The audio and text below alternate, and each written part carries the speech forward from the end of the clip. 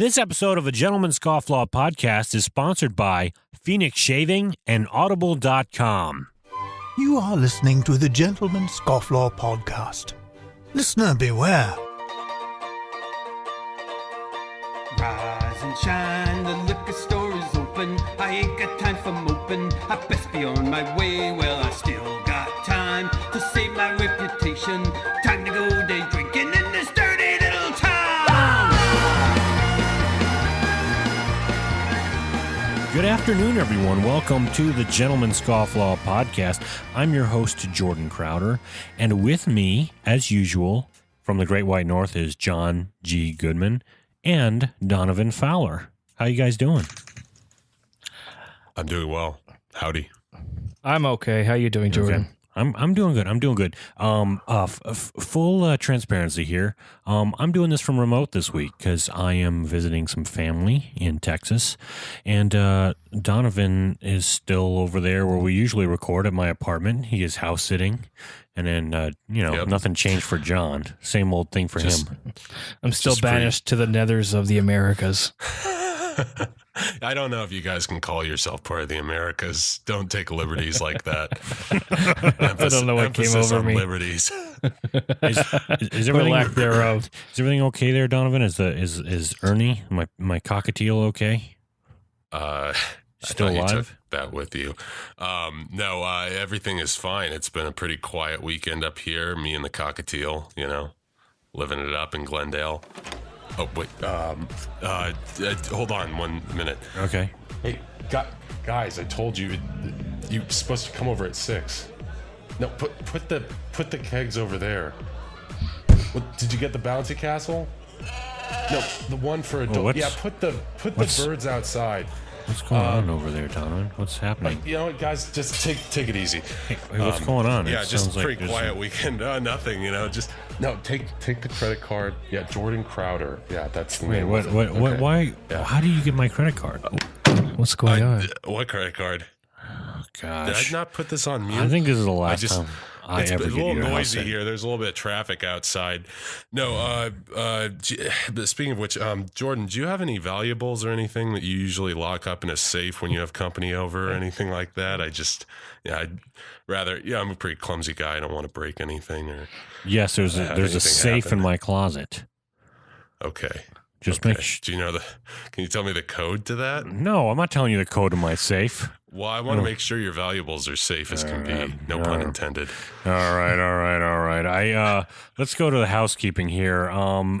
Today I'm drinking a Texas beer. It is a revolver, appropriate for today because we have John Lear coming on later, who's the co-creator of Quick Draw, the Western comedy, improvised comedy show. It's called Revolver? It's called Revolver. Revolver is the brewing company, and it's called Blood and Honey American Ale. It's actually one of my favorite Texas brews. Nice label. Yeah. That is a nice label. How about you guys? Blood and honey. Yeah. Interesting. Like, did Angelina Jolie brew that herself? Points if you can get that reference. If you get that reference, tweet us. It's a wheat, I guess it's like a Hefeweizen, and it's got Texas honey and blood orange peel kind of blended in there with it. So I'm gonna have to look out for that. Yeah, maybe I'll bring Does some that count back. as your daily serving of fruit? I think so. And my grains. And honey. What about you guys? What do you got? I'll let John go first. I have a Stella Artois again. Again. Stella. All It right. takes me a while to get through a case. How about you, Donovan? I am going the opposite of Stella Artois. Simpler times. Low dollar beer for a low dollar guy. Classic.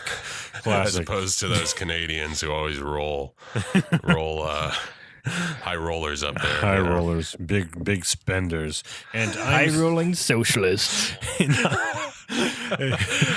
I am A Volkswagen in every garage and a 6-pack of Stella Artois in every refrigerator. Icebox. And I'm smoking my my usual, at least the last couple of times, my Stanwell brushed billiard pipe. I look like a dad from the 50s. And in it, I've got some Lane BCA. So it's a black Cavendish blend, which I enjoy. How'd you do getting that past TSA? Did they give you any? Funny enough, troubles? you're actually allowed to take a Zippo on the plane. That's true. That's true. You're allowed to take a Zippo, but you're not. I learned this on my travels because I had my cigarette lighter with me, and I got through once. And then they caught me the second time around, and they told me that you are not allowed to take a butane torch lighter on a plane. Yeah, but Zippos are fine. I guess it's just weird because Zippos are like windproof. I guess are windproof, but then so if you were going down or something, I don't know. You wanted to light up really fast before you hit the ground. Well, I guess this is it. Smoke them if you got them. One last pipe. Why not? One last pipe. Man, I would totally be all for that. If I owned an airline, I would just have a special store of cigarettes on board for people who wanted to just live it up before you were going down with the ground. Just whiskey and cigarettes. Just like, well, we know the cigarettes aren't going to kill us, so may as well make this worth it. Well, how were your guys' weeks, guys? You got anything happen in your weeks? We had snow a few days ago. Snow? But it's snow in May. It didn't stick. Nothing major, but it was there. We saw it. Oh gosh, it was. I can't imagine getting snow in May. It's 90 degrees in Texas right now. I don't know what it is in California right now, Donovan. But. It's pretty mild here, actually. I was cold last night. Yeah. I was cold. You had it was to about cuddle up with yourself. The Canadian would be curious what cold is. It was about 65 degrees Fahrenheit. I don't know how to translate to you Celsius. Well, that's pretty warm. Well, speaking of the cold, I actually stumbled upon this report this week about Blockbusters still being open in Alaska.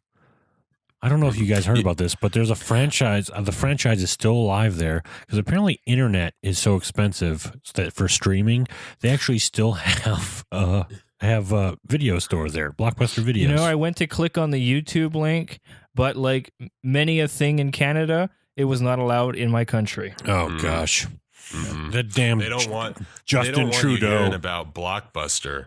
He doesn't want you to know that there's an alternative. Hey, but yeah. Jordan, you and we both worked at Blockbuster for a while. Yeah, we did. I did. I worked on they used to call me active seller was my title there, and I would never sell anything. So I don't know if you guys know about this about Blockbuster, but all the employees are supposed to sell things on the floor while you're shopping. So that's why they come up to you and bother you. So like basically they'd have a thing for the month, like, okay, we're selling, like 2 packs of M&Ms for the price of one or whatever. Or make sure that you tell them about the pre-sale we're having on Harry Potter DVDs coming out at the end of the month or whatever it was. And I was always on the back of the board they had a whiteboard with all the rankings of sales, and I never sold a thing. That's weird, man. I mean, maybe it's because I was just a kid at the time that Blockbuster was like in its full height, but I never got solicited on the floor of Blockbuster in any way. But no, there was like nobody ever approached me about M&Ms or hot tamales. I'm feeling a little left out here. Well, it was funny. It was funny because I actually had customers that would come back repeatedly and talk to me because they liked my movie recommendations. Losers. Yet my boss was always on my ass about it for not selling. And John actually had the same boss, but he worked there for a couple months, but before I even started working there. Yeah, and a lot of customers liked me too, I think because 7 out of 10 times I'd forget to scan the candy. You can't see right now, but John's doing air quotes on forget, the word forget. It doesn't surprise me though that there's Blockbusters in Alaska. I feel like they gotta, like you said, internet's pretty sparse up there, and there's only so much you can enjoy. And if any state's gonna have a Blockbuster, it's gonna be either Alaska or Ohio. And it's all VHS. It's all VHS. Right. Or Betamax. No, man. And I just remember John would always bitch after work. He's like, I had a break. I had a lunch break, and our damn boss made me go buy him a fish witch from McDonald's. Every time you got a break, he would give you money to go buy a fish witch. I get back at him, though. We call that a fillet of fish in the States, by the way. Yeah, we call it that here too, Jordan. I don't know where Jordan gets fish witch from. Actually, I heard about this. Speaking of segueing into fish wishes, aka fillet of fish, there was a guy in Australia, I believe, who landed a helicopter on the lawn of a McDonald's and ran in and got a fillet of fish. But the funnier thing is that he cleared it with the owner of McDonald's. Oh no! So, oh gosh! It's like, hey mate, I'm gonna be landing on your front lawn here in just a couple of seconds. Be ordering. He basically just treated it like a drive-through window. That's hilarious. Yeah. I think that's an advertising ploy that Ray Kroc wishes he thought of. Yeah, talk about a power move too. but I don't know how many people you're trying to impress at McDonald's these days. Didn't that happen in Mr. Deeds? Didn't he like land a helicopter to like go to a Wendy's or something? I feel like he just stole that from a movie. I think Wendy's was the one of the product placements in Mr. Deeds, along with like Hawaiian Punch.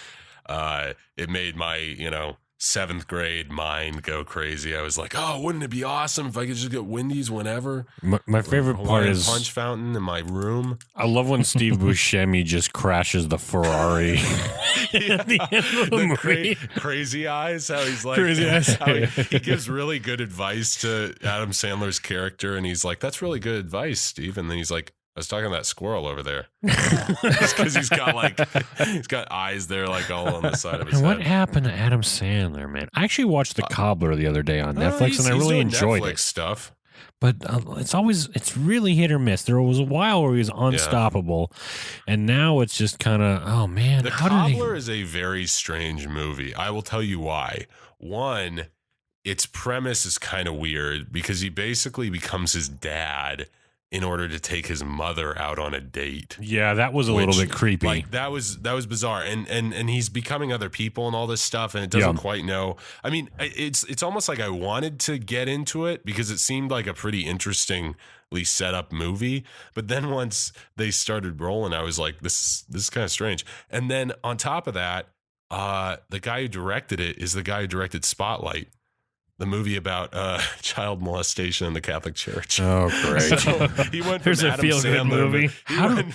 Sandler movie, Netflix movies, to winning a Best Picture Academy Award for a pretty heavy topic, if I do say so. Gosh, speaking of Roman Polanski, no, that was several episodes ago. What were you gonna say, John? Episodes. I haven't seen The Cobbler, but I saw Sandy Wexler, another Netflix. Was that good? Original. It was bizarre. I liked some of it, but at the end, I don't know if I can give it a full thumbs up. I'm always, you know what? I feel like Sandler, it's like some audiences seem to like his stuff. I think I've outgrown it personally. I'm very sophisticated and intellectual, but although I still rank Billy Madison as one of my favorites, but yeah, I don't know, man. I think I like Adam Sandler. He can do whatever he wants. He's got the power. So he does. He's earned it. He's got FU money, which is the kind of money you want in Hollywood. All right. Speaking of reviews, that kind of was like a little set of movie reviews. We're off our game today, man. I think it's just being in different spaces is different. I think we're rocking and rolling here. I think we need to move. I think we need to move to 3 different states, but I think it needs to be like. I think we need to have our podcast studio like on that. What is it like? New Mexico, Arizona, and some other state all intersect at the same point. We need to put our podcast studio on the 3 or 4 corners of 3 states. Where does that leave me? And then we would all Skype in from that corner. You just need to immigrate, man. You just need to make it down here. Good luck. Maybe one day. Good luck in a post-Trump. Saddle up some horses, attach them to a covered wagon, and just start the journey. We will welcome you with open arms. All right, we were segueing over to review here, and it's time to go to another Sir Crowder's Restroom Review of the Week. Oh dear. And actually, this week we've got a guest reviewer here on Yelp. The guest is our very own John G. Goodman, and this is a little segment we do. You can read my reviews on Yelp, but now I guess John's got to start a Yelp review page where you just review restrooms. You have to start somewhere. You do. I've had my Yelp account flagged a couple of times because they're like, this is not a review of this establishment. But I was like, somebody's got to review the restroom. You got to know, if you're going out to dinner, or just going to a place, well, what are my options? What if it hits me at that time? I need to know if this place has a serviceable toilet. So, John, go ahead. Let's go to your restroom review. All right. Well, if you like walking around with fecal stains from someone else and having a creepy homeless man stare at your nethers as you take a leak, the facilities at the bus station in downtown Montreal are for you. With its lack of soap and taps that dispense merely a trickle of lukewarm water, you'll think of the good old days of ancient Rome, when you could lounge about and defecate in the full splendor of a dozen dirty neighbors. The decor is just outside of chic 1989, but what it lacks in auto flush, it makes up with the soupçon of trash, decay, and ass rash that you'll carry with you your whole day. Oh man, I think you should put that on the national or the official Montreal Board of Tourism. Now, website. Which restroom is this, John? Is this like what establishment? At the main bus station in the heart of Montreal. Oh gosh. Well, you're going to the wrong places to use the restroom. I mean, you want to go into a hotel, a school, into the faculty restroom, or like an office building. You're the George Costanza of bathrooms.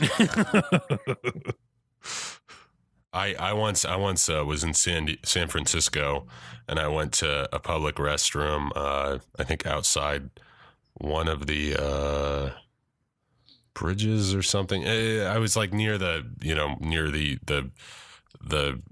Alcatraz, the place where you view Alcatraz. And this guy walked out, and he was covered in tattoos from head to foot. And he just looked out on the skyline and said, "I hate this city. It's full of animals." And he wasn't talking to me. He was just talking to himself. And I was just like, whoa. Oh, man. A glowing review of San Francisco from the guy next to me at the urinal stall. Oh, man.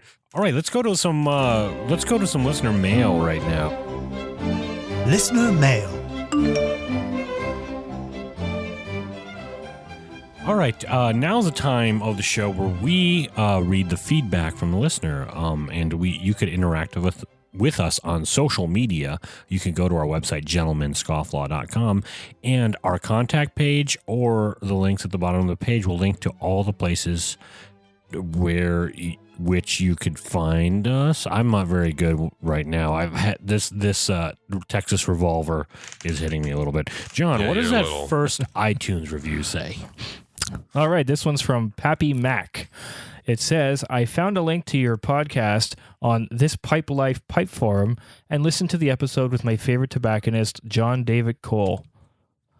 I had to go on a binge listen to the rest of your shows. You guys are pretty good, except for that Canadian guy. Why is he on the show? I like the irreverent humor, but you need to dial back on the Braveheart references. Seriously, I have added you guys to my list of weekly podcasts. Oh, boy. There's a lot of... in response to that, you may take our Braveheart references, but you'll never take our freedom.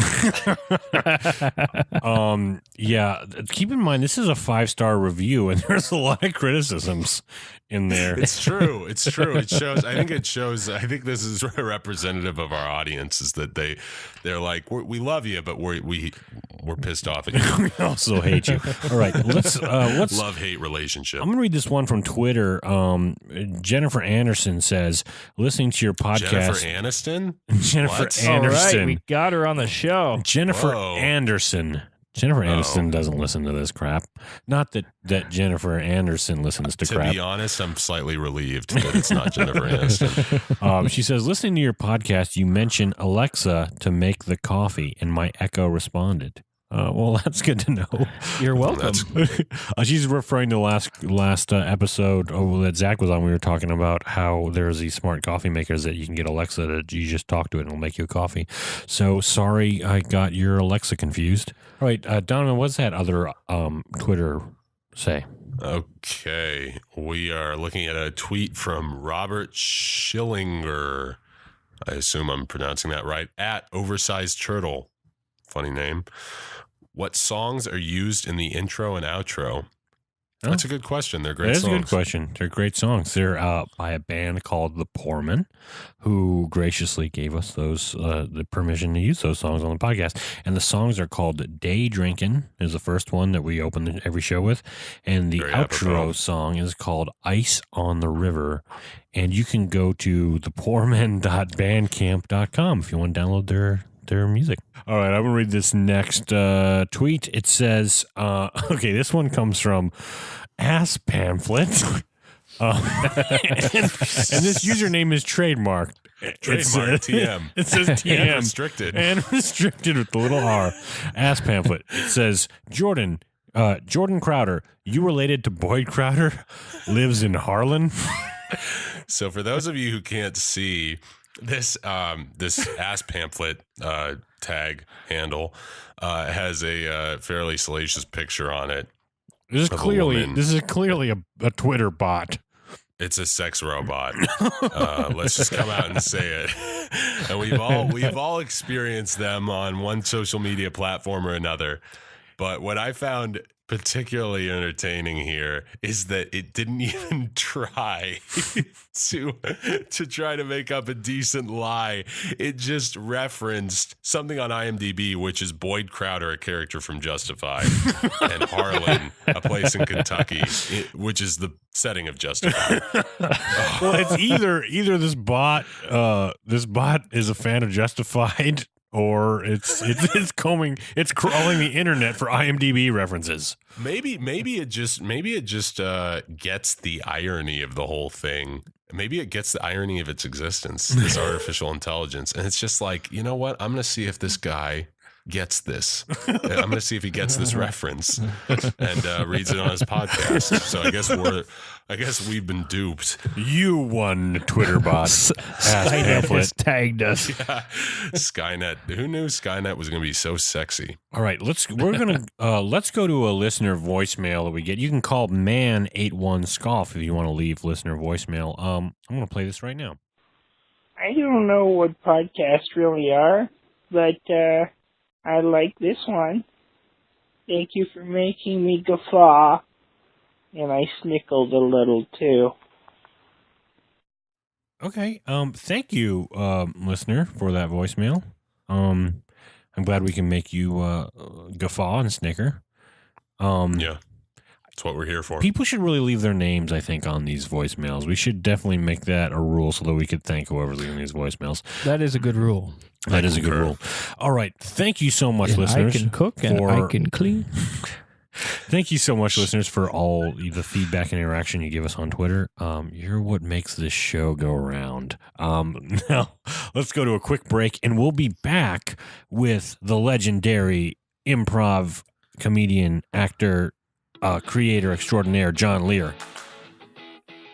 Now, this segment is brought to you by Audible.com. And for you, the listeners of the Gentleman's Scofflaw podcast, Audible is offering a free audiobook download with a free 30-day trial to give you the opportunity to check out their service. Now, they're a great website, and if you like listening to podcasts, you like listening to audiobooks. And again, with this free trial, you can download any title you would like. I would recommend If at Birth You Don't Succeed, written by my good friend and friend of the show, Zach Anner. He's a hilarious guy, and he reads his own audiobook, which is rare. So that's a bonus. So download his book today. He's a guest of the show.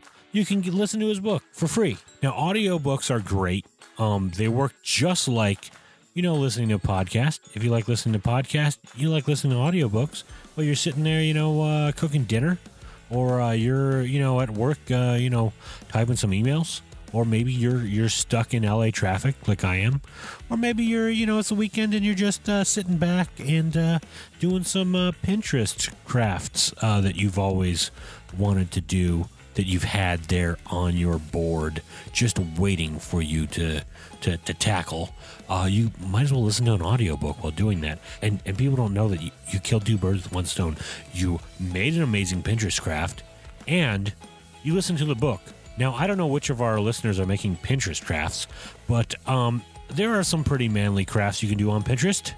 So go to audibletrial.com/gentscofflaw to get your free audiobook download and your free 30-day trial today. You won't regret it. All right, I'm very excited to have this next guest. I've been a follower of his for a while. I saw a short film he was in many, many years ago, and I didn't realize he had played some other characters I had seen on TV. But basically, John Lear, improviser, comedian, actor, creator. Thanks for coming on the show. Thank you. That's a lot of hyphens, but thank you. Yeah. Yeah. In the industry, they call you a multi-hyphenate, right? Yeah. Now, when you say short film, are you talking about Conrad and Butler? Yeah. Because I saw that on the notes that you sent me. That's so near and dear to my heart, Conrad and Butler. And it's something that I don't get a lot of people who, when it happens, when somebody comes up and says, "Oh my God, I love Conrad and Butler," it's such a, because that was such a fun experience. And it's such an odd piece that I worked on. It's kind of hard to find. Yeah. I think it's only on the Criterion. It was directed by Noah Baumbach. Yeah. And I think I saw it on YouTube, but I think the only legitimate place it's on is on the Criterion collection of maybe Kicking and Screaming or Mr. Jealousy. Yeah, it's on Kicking and Screaming. I tried to find it on the internet somewhere so I could link it in the show notes when this goes up, but I could not find it online anywhere.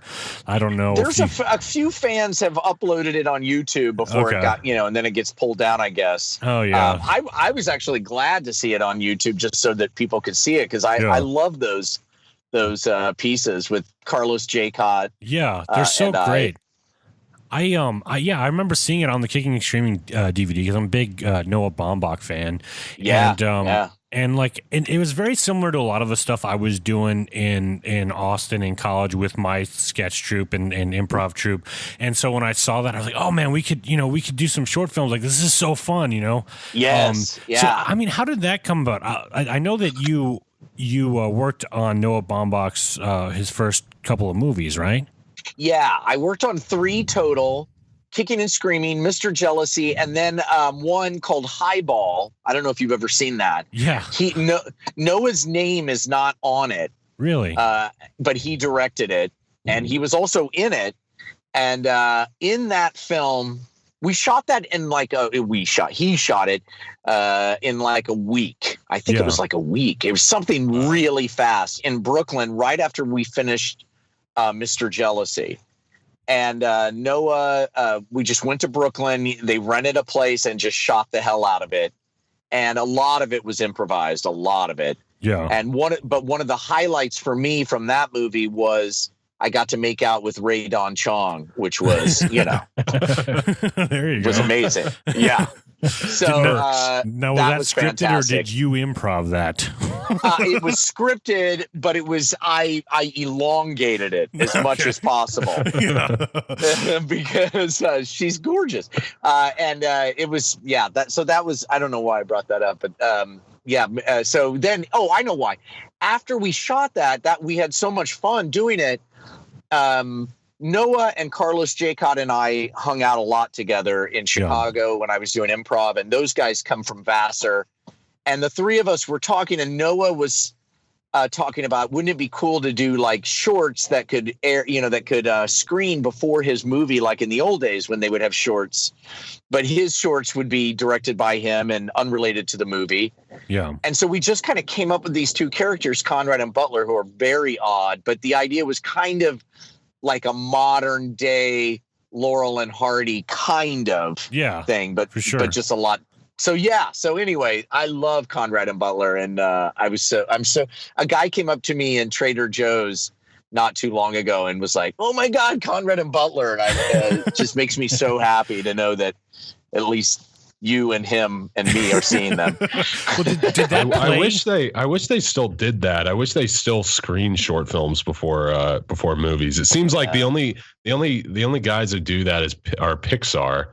And I guess it's because they kind of made it part of their brand, but that would just be a great way to kind of give short films a chance at a wider audience. Yeah, I totally agree. And that was the way we were doing it. Although, of course, once we shot them, Noah was had a pilot that Carlos and I were both doing some writing for. So the three of us were around. And he was doing a pilot. And so then, his agents got a hold of it and tried to turn it into a half-hour comedy, which we pitched it to a few places, but it never went anywhere. And it shouldn't have. It was just what we were just, Carlos and I were, wanting money. That's all. I mean, that's like I working in this town. It's such the story of so many people is like working on a pilot or sometimes even years, and then like nothing coming of it. Yes. This was a pilot that Noah did for ABC. It was directed by Tommy. Oh God, what was the name of that guy? He's big. He's a mover and a shaker. Anyway, and Carlos and I were just hired to kind of punch up the script. So, we were just on set to try to make it funnier if we could.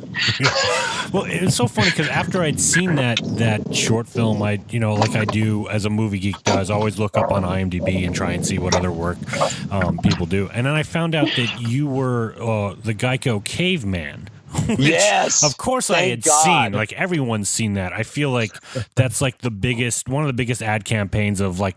Ever. Icon. Yeah, I mean it. Yes, that happened. Ridiculous. It was just a commercial audition. The two of the directors who directed the most of them, I had worked on a short film with them. And then I did some voiceover stuff for them. And so they called me in because they knew I could improvise, but I didn't even know anything about it. I just saw these sides that said Caveman. I was like, I read over it really quickly and then just went in and improvised. And that thing, it was 10 years, over 25 national spots. I mean, it just was the golden goose that would not stop.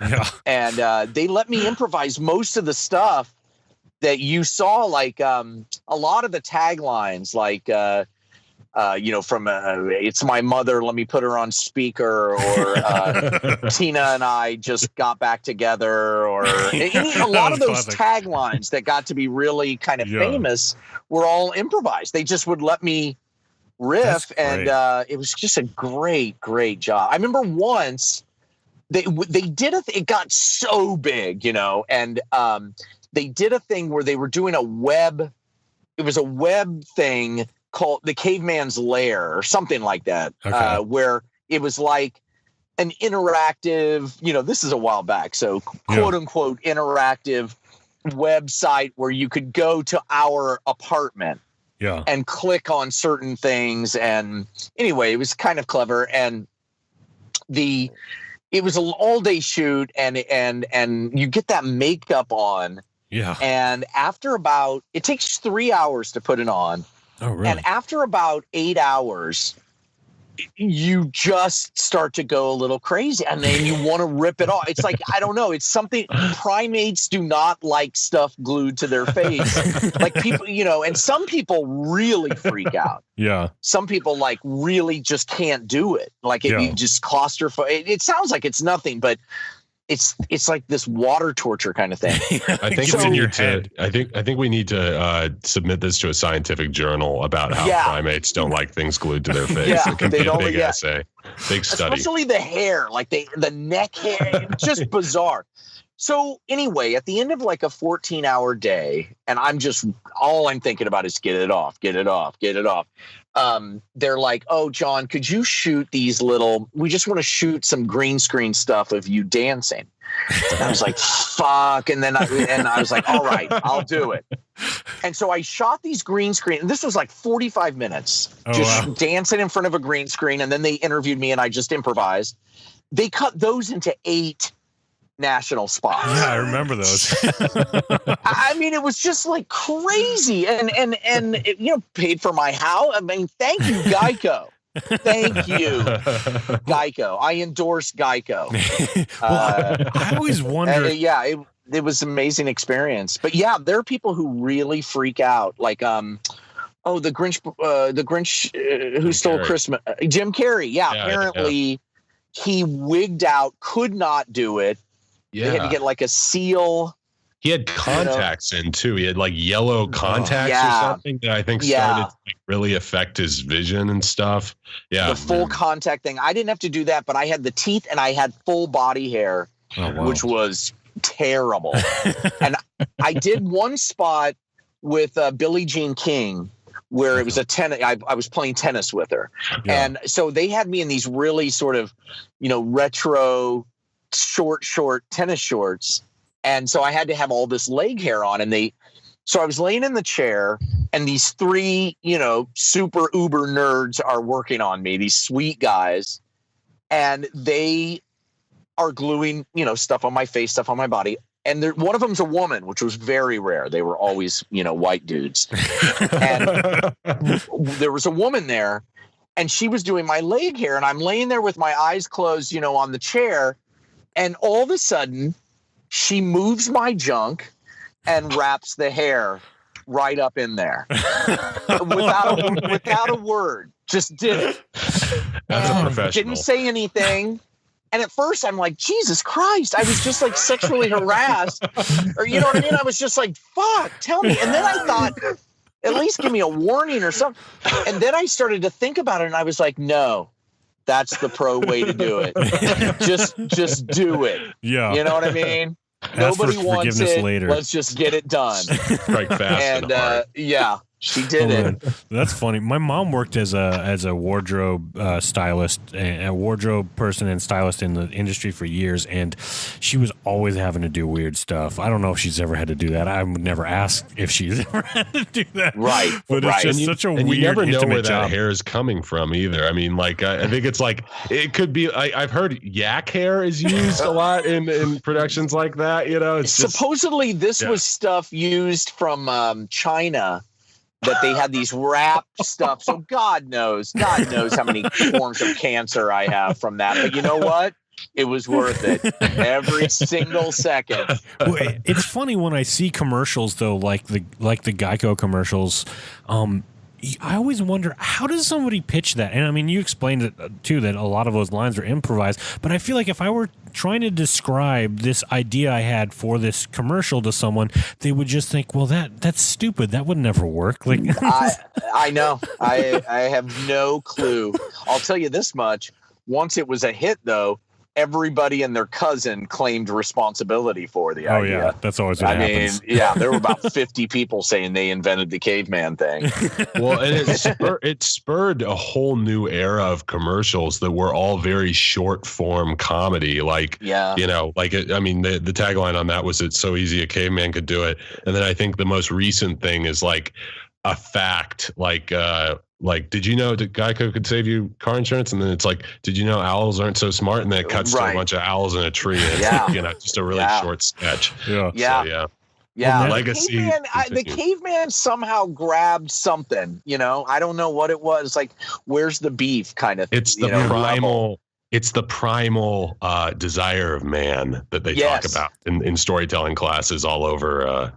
But yet they're very these guys were very metrosexual too. That's true. So, like I'll tell you a caveman story that was really great. On my Facebook page you'll see a picture of me and Gary Busey. I'm in the caveman stuff and Gary Busey. We've got our arms around each other. That came from they sent me to the Oscars. Dressed up, and I didn't go into the Oscars. I went to all the big time, like A-list after parties, and they gave me a model to walk with me as if it was my girlfriend. This super gorgeous model, and we go to all these places, and you would go in line for the paparazzi, the camera thing, and people, the actors were going nuts. They were like, the caveman, I want a picture of it. And it was just insane. And it was so interesting being like the most famous person in the world that nobody knows. I mean, it was really fascinating. And I remember at one point, this smoking hot woman, young woman, came up to me and was chatting with me and basically asked me to have sex with her.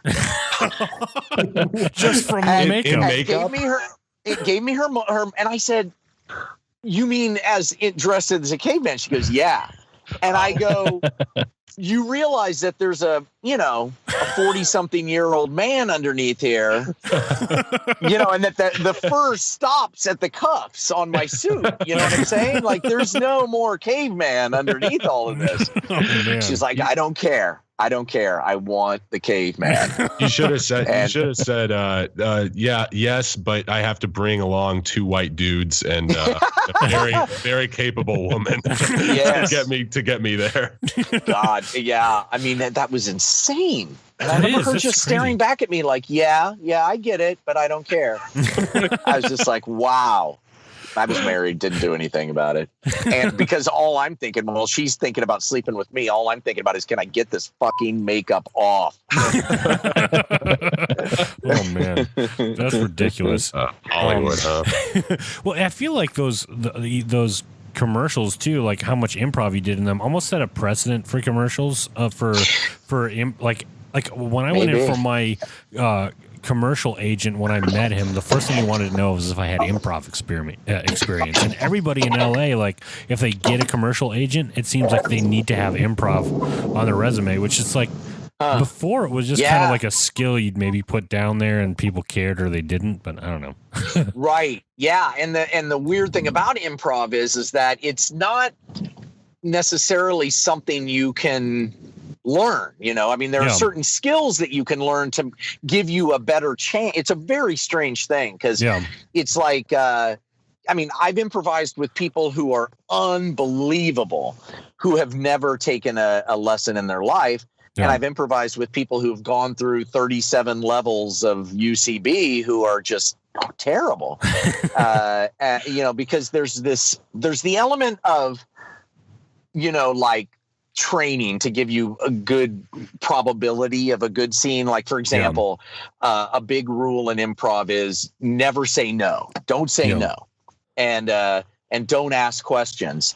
Yeah. Well, I ask questions all the time and say no. If somebody has a bad idea, if somebody says in an improv scene, "Hey, we're inside an anus," I'm going to say, "No, we're not. No, we're not." That's one thing.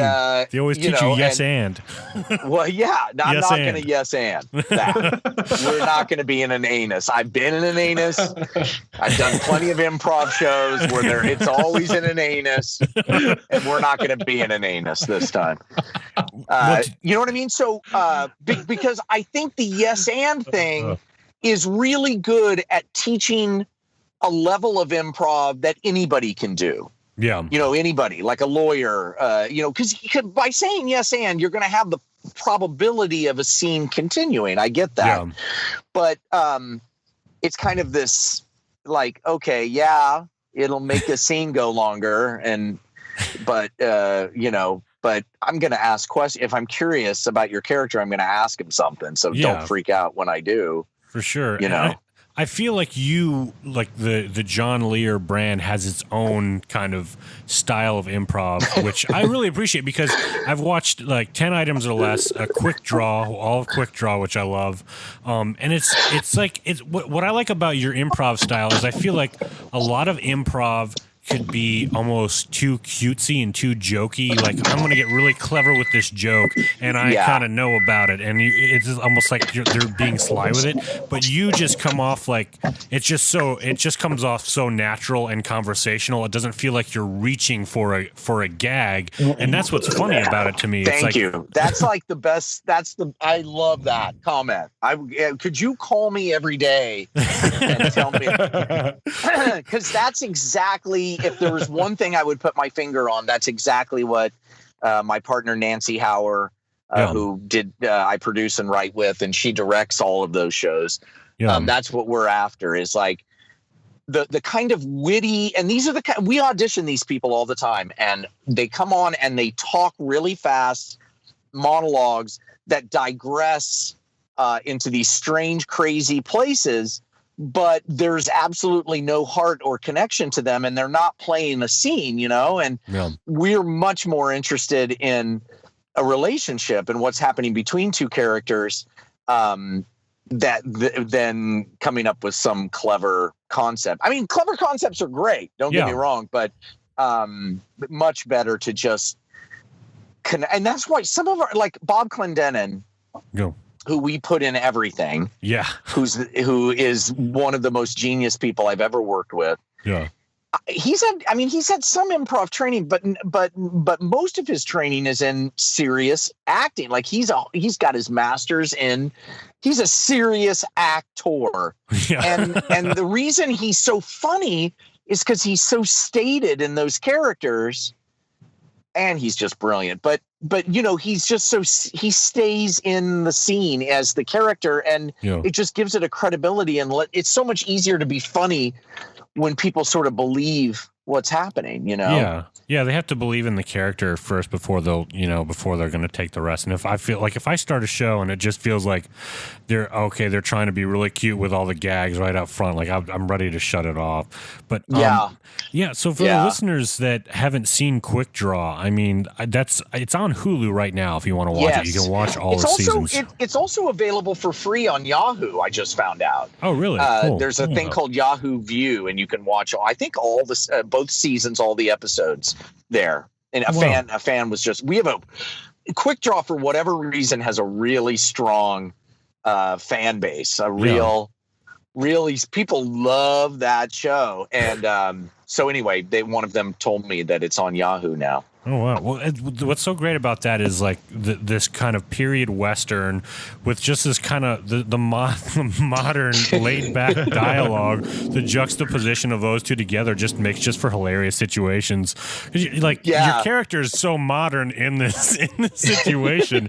I don't know. Well, and just like the fact that you play a character who's like just such a kind of has this millennial attitude about things. It feels like he's entitled because he went to Harvard and all this stuff, and it's hilarious. I love it. I mean, the conceit is that it's always been like this, that Harvard graduates have always been it's been very necessary for them to let you know that they went to Harvard, just like current Harvard graduates are.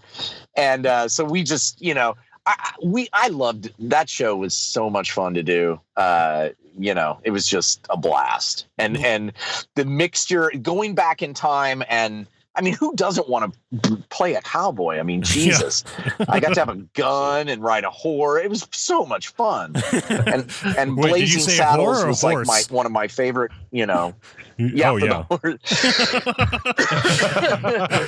It could work either way back in the Old West. I mean, you mentioned Nancy, and you've worked on several series with her, and even on Hulu, when you're scrolling through, or Netflix, it says an improvised series. Now, if you watch the show, I mean, it feels like you're watching a narrative. It's obviously structured, so in some sort of way. So, what's your process of working on a show like that? Well, I've heard Curb is like this, although I think Curb Your Enthusiasm sets it a little bit, from what I've heard. I've never worked on the show, but apparently, some of the main people can improvise really free form, but some of the other characters, they lock them down a little bit, I guess. I'm not sure. And I know Reno 911 was pretty free form, but not very strong narratives. They would kind of throw it together, put it together at the end. I mean, I'm a huge fan of both of those shows. Great shows. But I think what we really wanted a strong narrative, and we really wanted full on improv, And so what we do is write really detailed scripts. You'd be shocked at how detailed they are. But the actors never see the scripts. Oh, wow. So the actor it's mainly for the crew and everybody else. So the actor shows up, they get into makeup, they get into costume, they come on the set.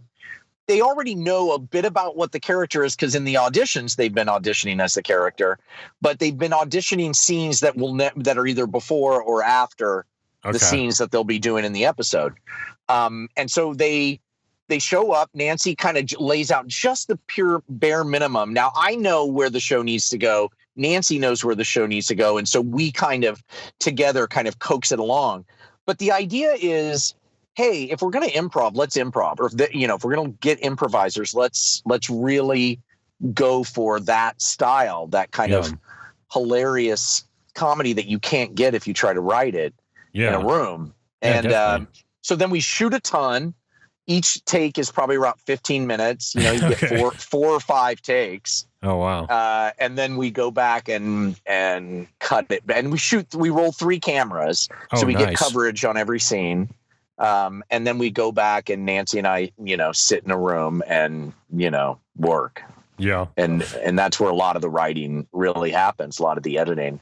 Yeah. I've worked on some shows like with my back in college. I worked on a series, and I remember like being in film school and like explaining like, oh, this is how we're going to do this. Like, and it's very similar to what you described, where we had an outline and we knew what the objective was for every scene, but our shooting ratio was like maybe 20-1 or whatever. Yeah. In terms of what you get left with in the end. Over the years, we've learned tricks. We've learned to write scenes, to create narratives. Like a stupid example, though, is like, we know that we never want to have never want to have an entrance and an exit in the same scene. Okay. Because it's a nightmare and we always get screwed. So there are certain things like that we know, no, we are not doing that again. And it's just trial by error stuff. Yeah. And, we've just gotten used to it. Yeah. It's interesting because I also hear like, it has worked its way into the mainstream with people who know how to do it. And it takes a really good actor-director relationship for that to work. Yeah. I heard Jon Favreau speak about it once with the first Iron Man film, actually. And he was just saying like he figured out sort of how to, work improv into these movies, working with people like Vince Vaughn and everything. Yeah. And he knew to rely on talented people, and he knew that there's a certain amount of time and a certain amount of like, leash you can give them to kind of get the lightning in the bottle, and then you just know when to stop, and Iron Man was a movie that didn't have a script basically when it started out. Yeah. So a lot of it was like you said, like you guys work. It's very much, you can tell that movie is so fresh. Iron Man, the first one was so fresh. And, absolutely. And well, it had the greatest actor of our generation in it too, which helps. Yeah. But it's just like amazing. And Favreau was in Second City with Carlos Jacot, actually, who was Conrad. And he's also on Quick Draw too. Yeah. And Carlos was in Quick Draw and and I had plans for him for season 3, but it just didn't happen. But Favreau cast me in a Fox pilot he was doing where I got to improvise a ton. He was so great to work with, and I got to be Machine Gun too. And this was a while back where they still use squibs. I got to do the classic shake your body it's just awesome. It's just awesome. But Favreau definitely is in that world. And you're right, it is getting more mainstream. I mean, Nancy and I are pitching to networks now, broadcast networks. We never would have gotten to do that, but now they're like, oh, okay, we know how you work. And mainly they just look at our stuff and like, okay, obviously they've figured it out in some way. Yeah, that's awesome. Speaking of superheroes, I see your first credit. It seems to be Lois and Clark. Oh my God. Yeah, it was. I played a yoga. I played a yoga instructor. That wasn't my first role, but that was a very early one. I played a yoga instructor, and I was supposed to turn off. Let's see. Was I supposed to turn? I think I turned. Superman and Lois come in. They turn off my boombox. This is how long ago it was. They turn off my boombox and interrupt my yoga class, and we have a quick scene. Then they leave, and I'm supposed and the director the director did not direct me to turn on the boombox after they left. Yeah. And Superman leans over after the rehearsal and says, "Hey, when we exit, you turn the boombox back on." And I'm looking at him like, well, should I ask that? And I'm looking around for the director, and he goes, and Superman goes, "No, just do it." I was like, okay, yeah, I get it. I'm doing that. I'm doing it. That's hilarious. I'm gonna turn the boombox back on, Superman. One of the episodes of Quick Draw, I want to say it's like maybe the first or the second season, and I think that's always one that I show to people at first because I feel like it's such a strong one for people to be introduced to it. But at the end of the episode, you're talking about how you're an atheist Jew, basically. Yes. in the show. Yeah. Oh, yeah. What is that? Is that the one where I'm getting shot all the time, or somebody's trying to kill me? Yeah, and there's somebody joins the Jehovah's Witnesses. I think, yeah. That is one of my favorite episodes too, because it has a Gatling gun in it, which we worked. So Gatling guns are super expensive to rent, and we didn't have the money to rent them. Yeah. And our props people finally built one, and we used it in that, and that was awesome. Yeah, and I delivered a baby pig in that episode, I think. And it's so funny because a lot of the comedic scenes start with something super small, and that for Nancy and I, and for that scene, we had just shot this sci-fi pilot that didn't go, and but we used this slime in it, and I was like, this is incredible, this is so gross, and I was like, we got to use this, and that led to delivering a baby pig so covered in slime. And I was eating dinner when I was watching that too one night, and I was like, "Oh, I gotta pause this for a it's disgusting." And we do a lot of talk about placentas, and I love that episode. Yeah, but I remember. I don't know if I read it on your maybe it was on your site or on IMDb. It said that when you got married, you converted to Judaism. I did. I want to hear about that because isn't that hard to do? Yes. Now, I didn't plan on I didn't convert in order to marry her. That's the common misconception. Okay. I had gotten sober right around that time. Okay. And I had just prior to that, and I was kind of toying around with spirituality. I took the intro to Judaism classes, which are the same classes you take to convert. I took them just because I knew I was going to marry my wife. I knew she was Jewish. Her family wasn't like hardcore Jews, like they didn't have sex through a sheet or anything, but they were, they celebrated stuff. And as a goy boyfriend, I wanted to know stuff, like I didn't want to be the guy who's like, Shabbat Shalom, where are the pork rinds? Want some shrimp, or whatever. So I wanted to learn about it. But then as I started to learn about it, I don't know, I just really liked it. I got into Buddhism a little bit when there's a lot of Judaism, Buddhism crossover, oddly. Yeah. And then I finished it all up, and it was like, oh, as long as I go through this recircumcision, I had to have a circumcision. Oh my God. And if I did that, then I was full on Jew. And I was like, at first I was like, no way. And then I was like, well, fuck it. I've come this far. Why not get it? I was sort of thinking like, would I ever want an Israel passport? Whatever, any of that stuff. Do they check for that when you apply? Do they ask you? They do because they won't make you, they won't give you the certificate that you're officially Jewish unless you do these things, these ancient. Okay.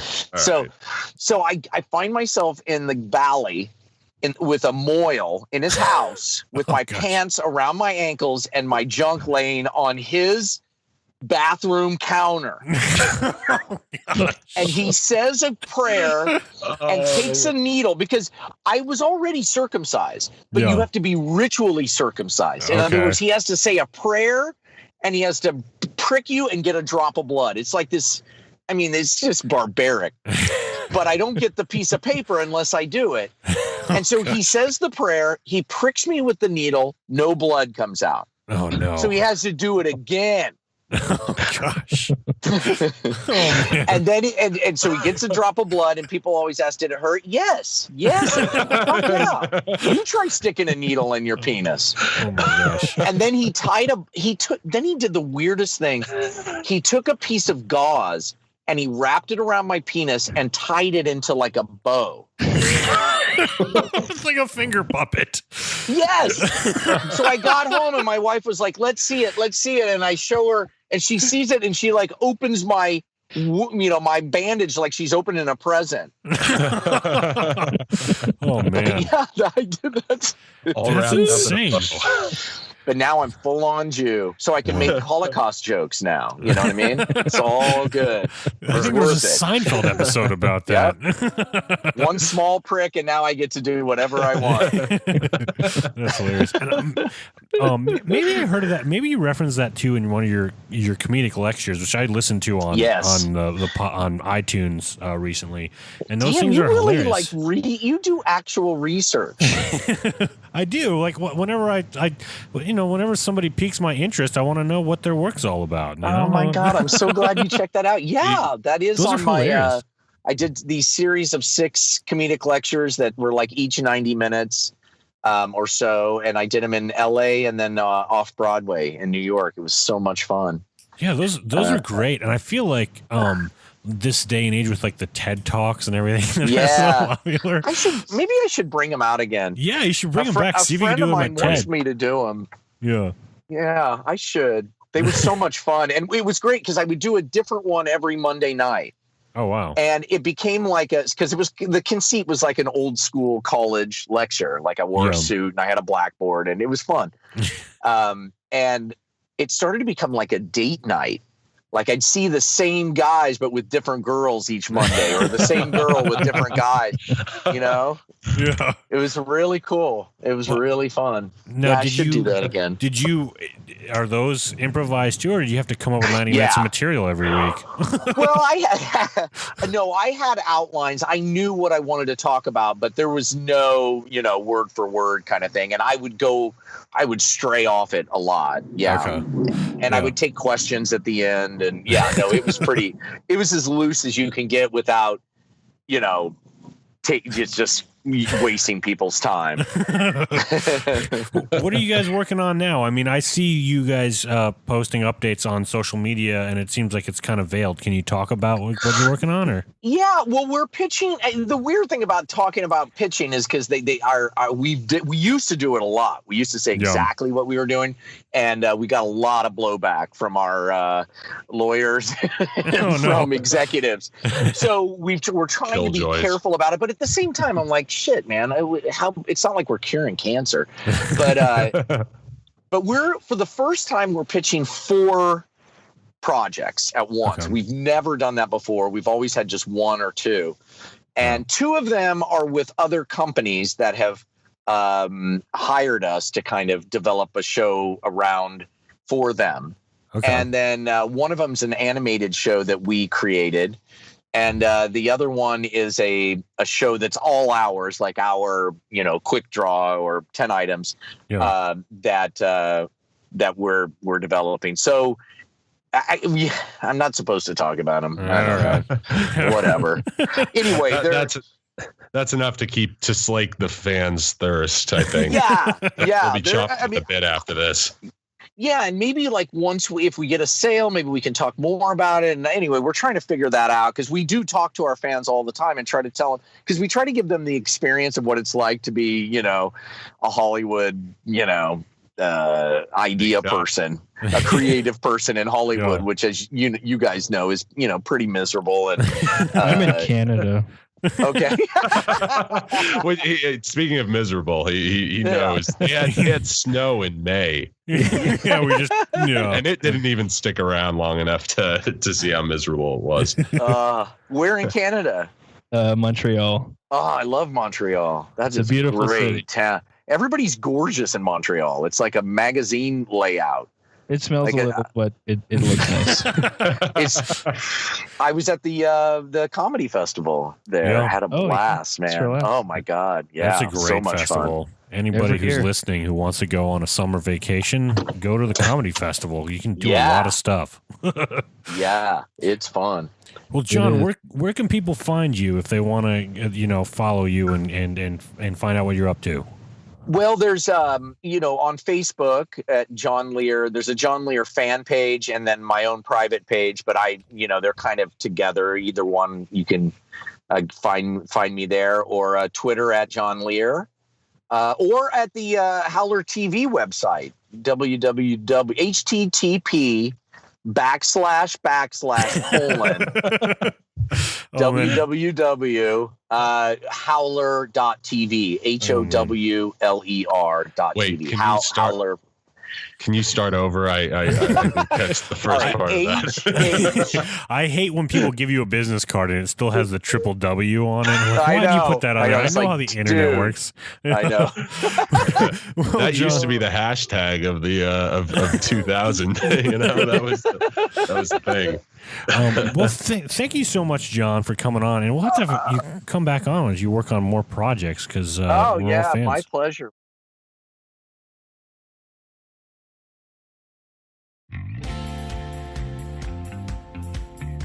This part of the show is brought to you by Phoenix Shaving, makers of the most excellent aftershaves, shaving soaps, and all things traditional man. One of my favorite products of theirs are their aftershaves. Phoenix Shaving intentionally blurs the lines between traditional aftershave and classic cologne. Each batch of aftershave cologne is created by using traditional perfuming methods, giving the wearer a high dose of quality skin food matched by the staying power of berry white. Now, I tell you, this stuff is amazing. It'll make your skin feel great after a shave, and the alum and menthol just removes all irritation and razor bumps. They have classic barber scents and even more creative soap and aftershave fragrances. Like, my favorite is the Tombstone scent. It smells like leather, tobacco, and gunpowder. Pretty unique. So ditch those vials of chemicals you buy at the drugstore every month and grab some artisan soap and aftershaves from Phoenix Shaving. Go to gentlemanscofflaw.com/shave to help support the show and get some fantastic manly grooming products. Phoenix Shaving. Shaving outside the box. All right, well, that was a great segment with John Lear. I've been a big fan for a while. So it was, and that's one thing that's great about doing podcasts, is being able to talk to people you've always wanted to talk to. The perks of the podcast, as they say. Perks of the podcast. And we're going to announce our giveaway. We have a giveaway this week on another one. How do I enter? In collaboration with Phoenix Shaving on our Instagram account. Our Instagram account is Gent Scofflaw, and we are giving away an aftershave cologne, and it is the Cavendish scent, which it smells kind of like a sweet vanilla pipe tobacco, which is kind of cool. So very, very, very English in some respects. Yeah, very English. Yeah, because I'd say the ones that we've been trying out are kind of Western-esque. Yeah, Sundown and what was the other one that you had? It was I had Tombstone, which we gave away last week. And John, you've been using the CAD stuff, right? By Phoenix Shaving. That's right. I just started using the classic barbershop scent, and I got to tell you, it puts that Walmart stuff I've been using to shame. I like that. That's your barometer, is the Walmart stuff. Well, that's all I have. That's great. So does it make you smell like a cad? I am a cad. So good to know. So if you go to our what's a cad? It's a terrible man. Know. Oh, damn it! All right. Well, you walked into that one. Well, if you want to enter the contest, you could go to our Instagram account, and that's up now, and you have until Wednesday to enter. And we're gonna throw in some of our swag too. Some swag. Yeah, swag. And our stuff and their stuff is awesome. I will say that. Personal testimony. I've been shaving with their soaps and their aftershaves for the last week or so, and I can tell a huge difference in the way I smell and the way I feel. I'm 4 inches taller. And we would, we'll announce the winners next week on the Gentleman's Scofflaw podcast. And we'd like to thank our patrons on Patreon. If you want to support the show, you can do it for as little as $1 an episode on patreon.com/GenScofflaw. Now, no pressure. We don't force anybody to support us on Patreon. But if you really like the show and, want to keep the content going, it helps, it helps with our hosting fees, with our equipment, with, our giveaways, all that stuff. If you'd like to adopt three podcasters, three very handsome podcasters as part of your family, then we'd also consider it. And yes, we would consider it. And if you just want to support the show without doing an episode amount, you could go to our merch page on our site. Just click the shop link, and there's some T-shirts, there's some flasks, there's some pint glasses, there's some little punk rock pins, all sorts of cool stuff you can grab. Stickers if you want to just represent, right, and show support for the show. Just go to gentlemanscofflaw.com. And we've got some great guests coming up next week. We've got Brett McKay of The Art of Manliness. He's going to talk to us about some of his new projects with his website and his books. And coming up after that, I'm really excited about this. We've got Mike Herrera from MXPX. Woohoo! Yeah, and Tumble Down and some other bands. But legendary in the music community. So that'll be a lot of fun. So thank you again, people. And guys, you are both gentlemen and scofflaws, my friends. You too, Jordan. And you are a gentleman. And hey, guys. I guess this. Hey, what's going on over there? Hey, I gotta go here. Got some. Where you gotta go? You're at my apartment. No, I didn't mean that. I misspoke. Jordan, you're breaking up here. Okay. I'll talk to you guys later. Great podcast. See you later, Morgan. See you later, Ron. All right. You have a good weekend. This has been the Gentleman's Scofflaw podcast. Follow us on Twitter, Facebook, and Instagram. Subscribe on iTunes or your favorite podcatcher. Visit us on the interwebs at gentlemanscofflaw.com. Captain says his ice on the river. We ain't getting home if we don't break through. So damn cold, I can't help but shiver. Rise and shine, we got work to do. Hey!